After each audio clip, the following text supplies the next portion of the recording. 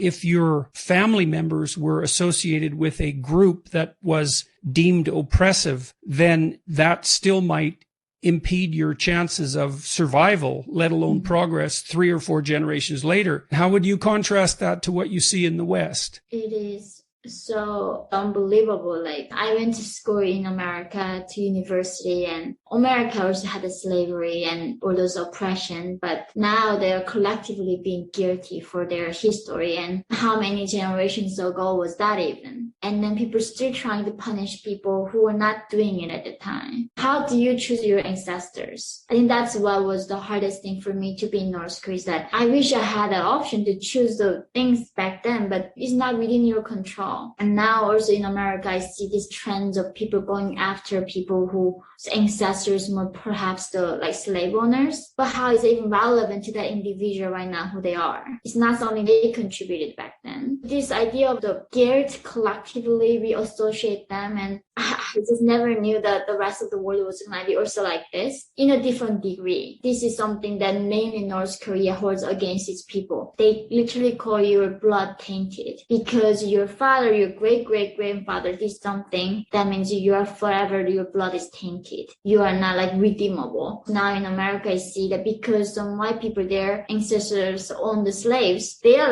redeemable. They should be forever guilty about their privilege. The idea of this word guilt is also very hard to even look at this. And it's so heartbreaking. Why would you cause that kind of shame on other human at all? Why it's not their fault? It's part of a demand for some hypothetical radical equality. We're all born with different advantages and disadvantages, and some of those are linked to our ethnicity and our race from time to time. And it gets very dangerous when you try to equalize the outcomes, and when you enter the realm of guilt by group. That's a catastrophe, because exactly the same thing happened in the Soviet Union and in Maoist China.